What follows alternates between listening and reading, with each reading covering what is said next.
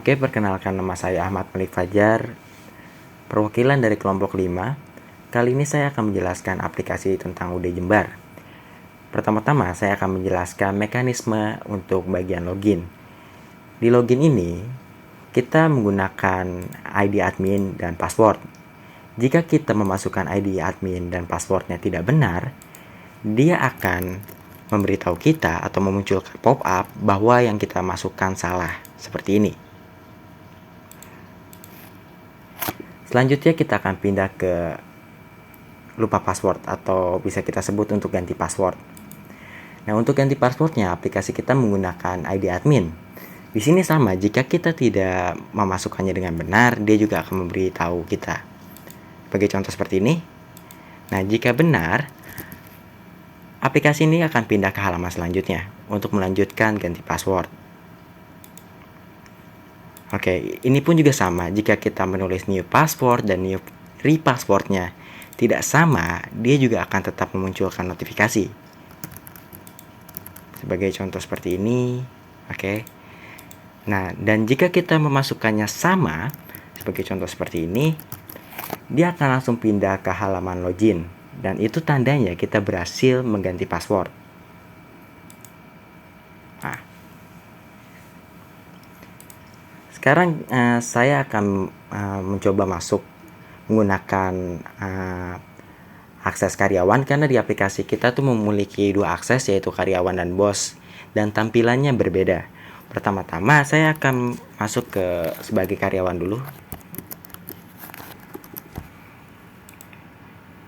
Oke, ini adalah tampilan karyawan. Di karyawan ada data stok, data member, data penjualan. Cuman di sini saya tidak akan jalankan fiturnya satu-satu karena ini fiturnya ada di bos. Jadi saya lewatkan saja. Dan ini juga di bagian sini dan di bagian sini, ini namanya berdasarkan admin yang kita login. Oke, sekarang kita log out dan sekarang kita akan masuk sebagai adminnya. Maksud saya bos.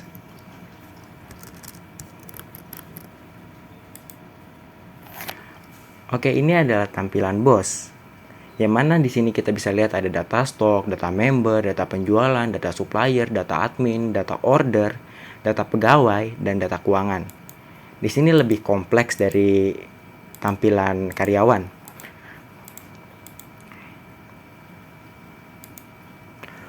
Untuk pertama-tama di sini saya akan menjelaskan fitur yang ada di data stok.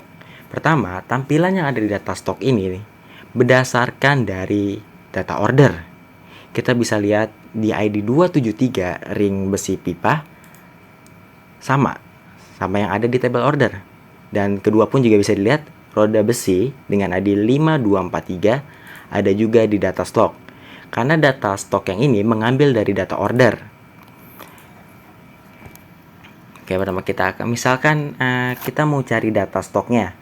Di sini kita bisa lihat untuk pencariannya kita bisa masukkan nama, ukuran atau jenis. Misalkan saya masukkan jenisnya tapak.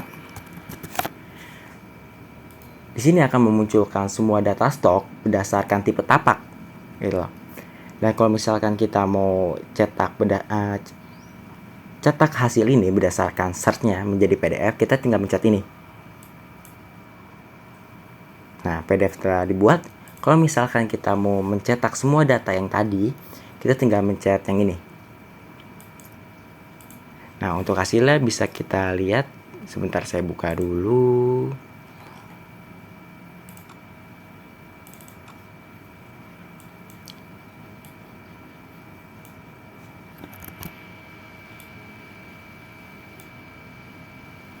Oke, ini bisa dilihat di sini sama persis. Ini adalah data PDF berdasarkan pencarian kita. Bisa dilihat ini sama persis, cuma munculkan tapak. Dan ini semua data stok. Oke, kita lanjut ke data member. Nah, di data member ini gunanya untuk memasukkan orang-orang yang ingin jadi member di UD Jember. Nah, di sini kita bisa input. Misalkan saya masukkan namanya Rafif dengan nomor telepon bla bla bla bla. Saya akan masukkan asal.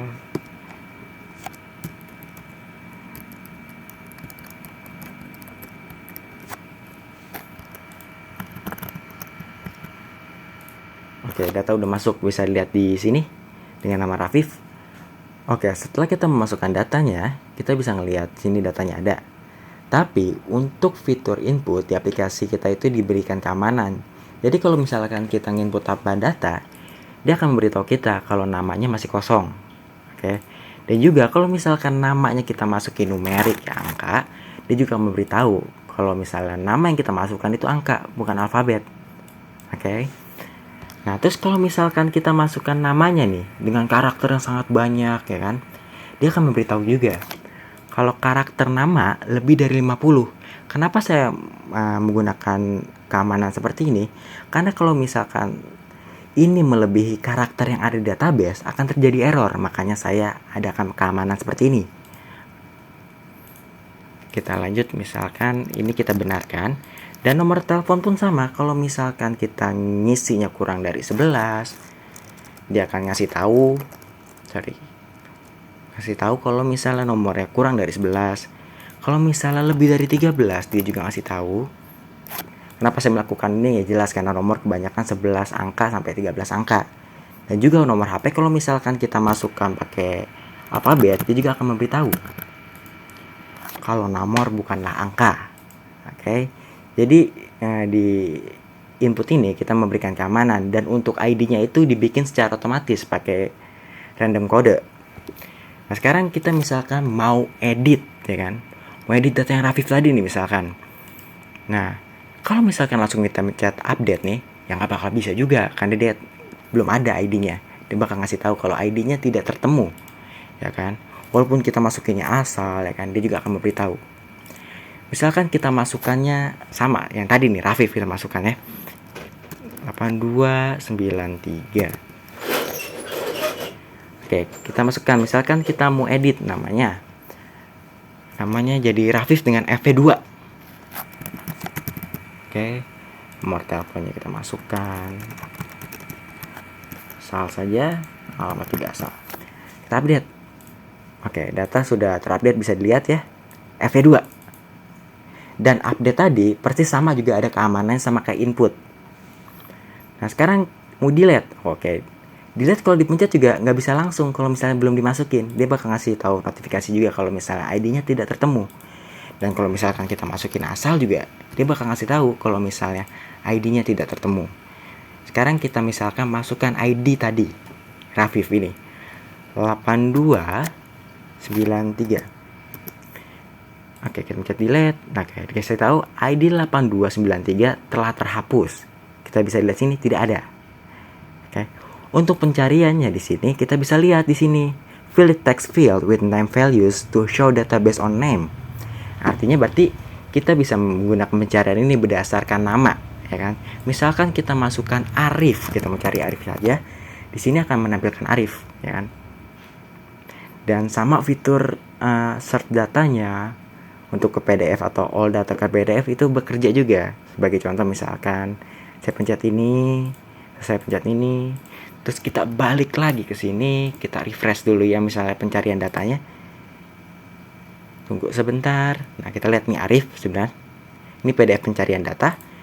Ini semua data. Oke, bisa dilihat ini data-data yang ada di member.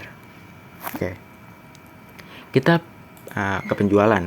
Oke, penjualan ini memiliki fitur yang berbeda dari yang sebelumnya karena ini lebih kompleks. Oke. Di sini kita perlu aja memasukkan barang ya.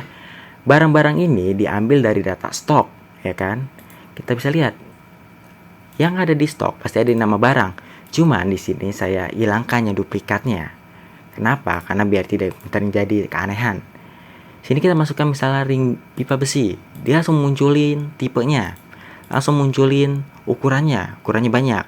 Karena bisa dilihat di data stok, ring besi pipa memiliki ukuran lebih dari 1. Oke, kita lanjut ke penjualan. Misalkan kita masukin 3, di harganya langsung muncul, harganya juga sama persis. dengan ukuran 3, harga jual 6.000. Kita masukkan, misal jumlahnya kita masukkan 2. Otomatis harga satuan bakal dikali dengan jumlah. Kita input nih misalnya. Nah, kita lihat sini. Ring besi pipa tapak 3 inci dengan jumlah 2, 12.000. Ya kan? Dan kita bisa masukin lagi misalkan rel Anderson. Ya kan, atas ukuran 3, harga satuannya langsung muncul. Kita masukin nih. Sama muncul. Dan totalnya kita bisa lihat 500 tambah 12.000, 512.000. Ya kan? Dan di sini kita pencet bayar dan data di sini akan dipindahkan ke data sini. Ya, otomatis ini menjadi histori pembelian. Dan tanggalnya dimasukkan berdasarkan tanggal sekarang. Bisa dilihat. Dan ini tanggal tidak bisa diubah. Kita pencet bayar. Nah, kita bisa lihat tadi 512.000.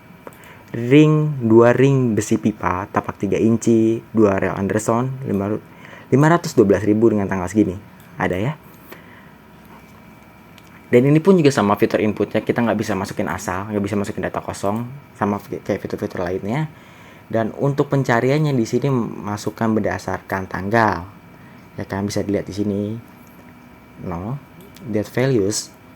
Kita masukkan misalkan tanggal 8 deh, yang ini cuma ada 1 nih. Oke, 0708. Nah, ada. Ya, ada ya. Dan data-data yang ada di tanggal tadi, bukan tanggal, yang ada di data penjualan ini akan dikelola menjadi data omset. Data omset. Bisa lihat. Ya.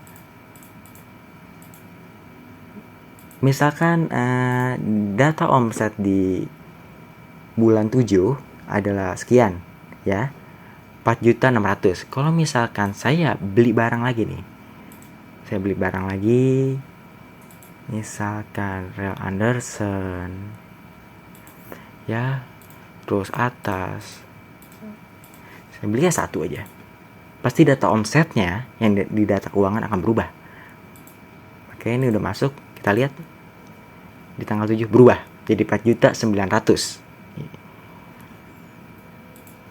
Oke, ini juga di data penjualan juga ke PDF-nya jalan, ke search data to PDF-nya juga jalan.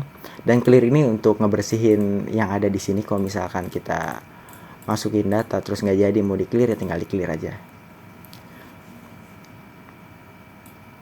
Ini sama jalannya misalkan kalau misalnya takut nggak percaya, kita coba pencet dan kita lihat di sininya. Oke, ini jalan.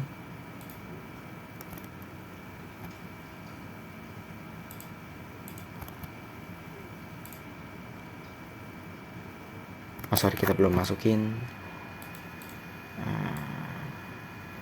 Kita masukin misalkan yang bulan 6.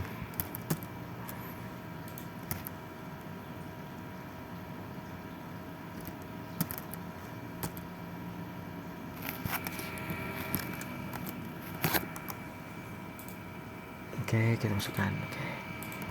Kita lihat ini sesuai. Nah, ini data supplier juga sama dengan fitur-fitur yang lain. Mungkin saya tidak akan jelaskan karena ini berjalan. Sebagai contoh aja saya akan masukkan data asal di sini.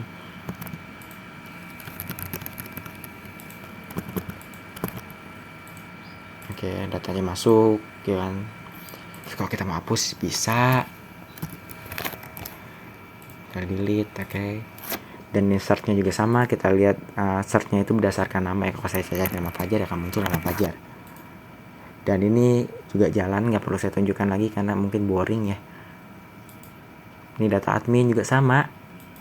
Nah, ini di data order juga jalan sama. Fiturnya ada yang berbeda. Karena di data order ini yang sebelum saya beritahu sebelumnya, datanya akan ditransfer ke data stok, ya kan? Dan harga belinya ini akan menjadi harga modal, ya kan?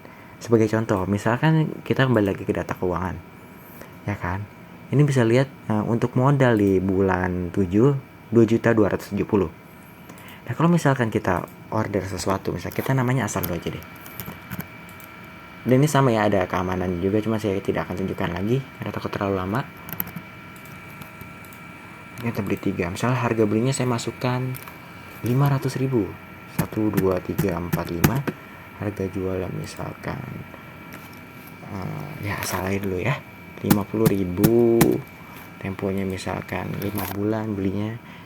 Dengan kita masukkan bulan 7 tanggal 8, boleh kita input. Data ke input kita bisa lihat di sini pasti akan berubah jadi 2.770.000. Nah, profit ini perhitungan dari omset dan modal. Nah, sekarang kita lanjut ke data pegawai. Data pegawai juga sama, fiturnya nggak ada yang beda. Dan mungkin ini nggak perlu saya jelasin lagi karena ini bekerja. Jadi ya, sekian dari kelompok kami. Kurang lebih mohon maaf. Wassalamualaikum warahmatullahi wabarakatuh.